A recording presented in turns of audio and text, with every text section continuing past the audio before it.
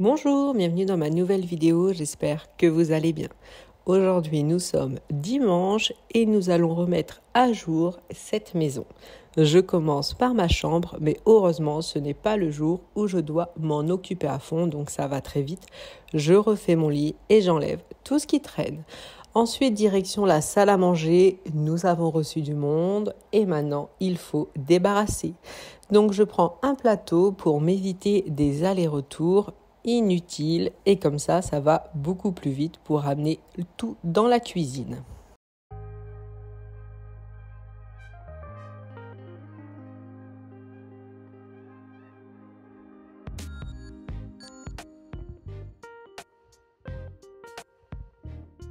J'enlève tout de suite la nappe pour la mettre dans la machine et j'en suis vraiment très contente. Je vous ai mis le lien en barre d'infos car elle est vraiment très bien. J'avais mis une nappe, mais ceci dit, ça ne m'empêche pas de passer un petit coup sur la table pour tout remettre en ordre.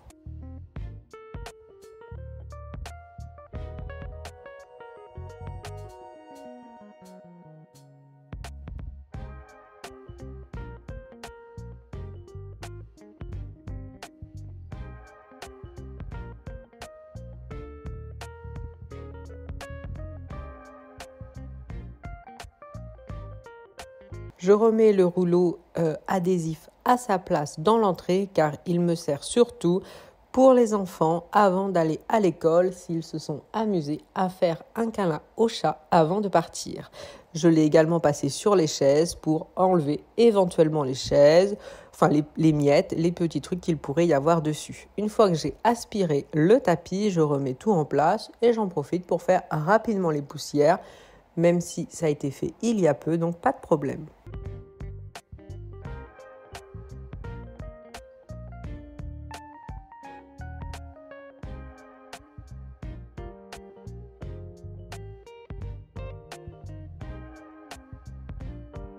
Je passe également le rouleau sur les canapés pour enlever les poils et les miettes.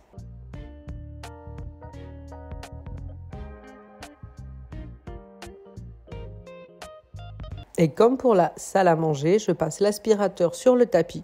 Alors je passe vraiment que sur le tapis car après je vais feignanter et je vais tout simplement lancer l'aspirateur robot.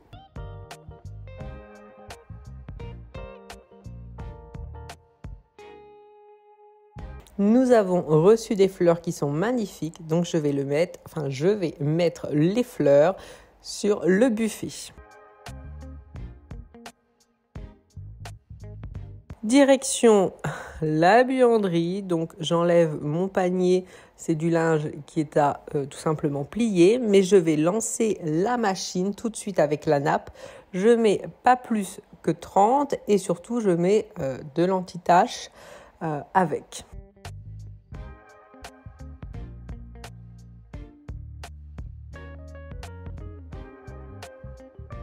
Et oui, malheureusement, le linge, toujours le linge, c'est vraiment une des tâches qu'il faut faire très régulièrement pour ne pas être embêté.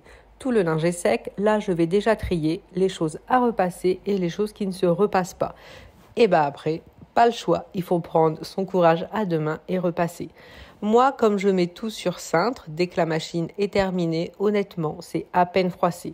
J'utilise donc le cube, ça ne s'appelle pas une centrale vapeur, mais un cube. Et du coup, ça me suffit largement pour la façon dont je repasse, c'est-à-dire je défroisse plus qu'autre chose. Mais par exemple, là, c'est un t-shirt de Jules. Il y a quand même des t-shirts qui se froissent plus facilement que d'autres. Et là, il faut vraiment le faire à repasser dessus. Mais pour les trois quarts, juste du défroissage est largement suffisant.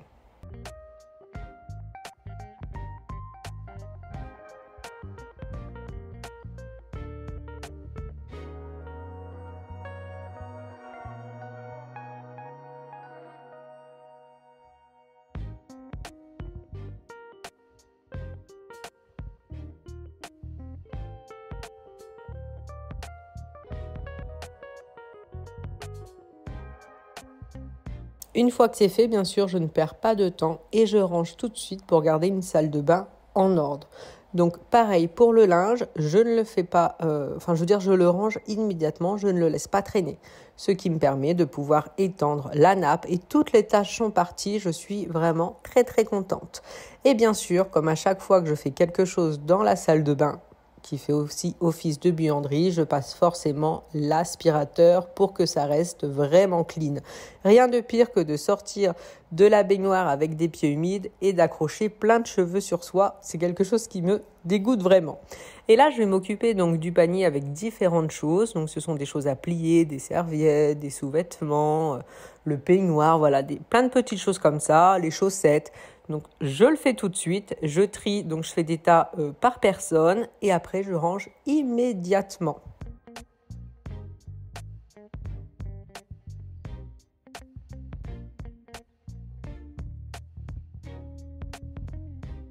Je mets les chaussettes orphelines ensemble dans le panier. Comme ça, un jour, quand j'aurai un coup de courage, je ferai un tour, j'aurai sûrement des paires à faire. Je range ce qui va dans notre chambre et je mets aussi des microfibres dans la cuisine. Je vais en profiter pour m'occuper de la cuisine. Donc, j'avais lancé le lave-vaisselle qui n'est toujours pas terminé. J'avais lavé 2-3 petites choses à la main. Donc, je range déjà ce qui est sec. Et là, je ne vais pas continuer à laver à la main. Je vais tout simplement attendre que le lave-vaisselle soit terminé.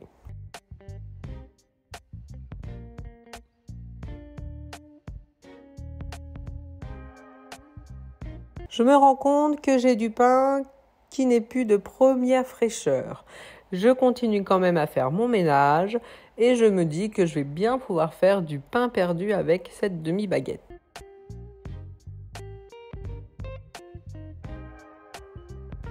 Le pain perdu, c'est quelque chose que j'adore faire. Donc je coupe en tranches relativement épaisses, donc ça va très vite. Et je prends même un bout de l'autre baguette qui était encore pas trop mal, mais bon, on ne l'aurait pas terminé de toute façon.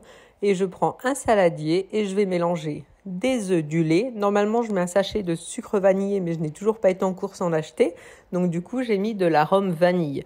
C'était très bon et je pense que maintenant, je ne mettrai plus de sucre vanillé. Au niveau des mesures, je le fais vraiment au feeling selon la quantité de pain que j'ai.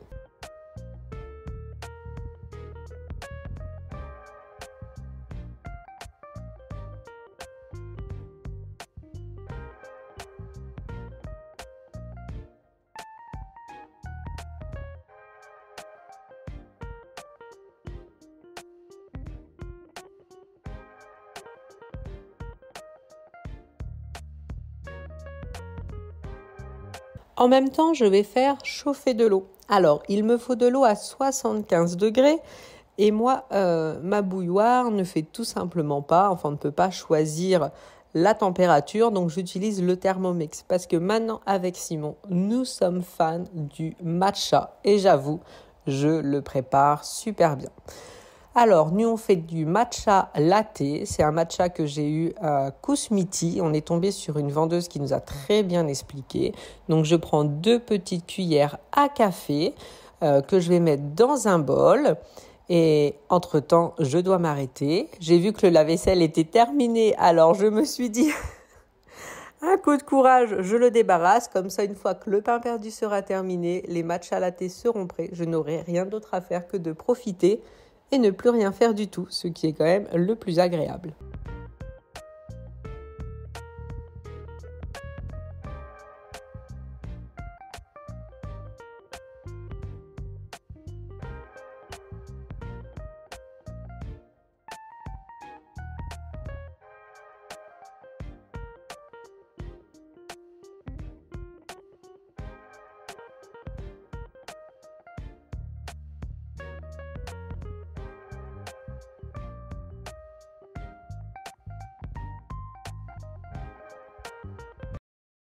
Le pain perdu est enfin prêt. Donc j'en profite pour mettre un petit coup de nettoyage tout de suite. Comme ça, je n'ai pas besoin de revenir à cet endroit. Je sais déjà que c'est nickel.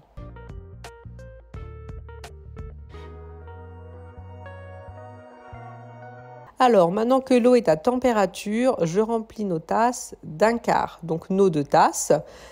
Après, donc, je les mets dans le bol et je vais mélanger en fouettant, donc avec le fouet que j'ai mis dans l'eau chaude un petit peu avant. Et je mélange en formant un M. Après, je le rince tout de suite, comme ça, je le remets sur son support. Ça a bien émulsionné, ça fait plein de mousse, donc c'est comme ça. Et depuis que nous n'avons plus de frigo qui peut faire des glaçons, on n'en a jamais autant utilisé. Donc, je remplis nos tasses de glaçons, j'en refais tout de suite. Comme ça, je sais on ne sera jamais en manque de glaçons, vu qu'en moment, on adore boire le matcha comme ça. Je remplis aux 3/4 de lait. Et après, je vais tout simplement mettre le matcha qui est prêt sur le côté en divisant en deux avec Simon. Et c'est vraiment super bon, je ne rajoute pas de sucre, rien du tout. De temps en temps, Simon, lui, il aime bien mettre un petit peu de café dedans. Ça, après, c'est au goût de chacun. Je lave le bol, bien sûr, tout de suite. Comme ça, le goûter est prêt. Je laisserai Simon mélanger le sien.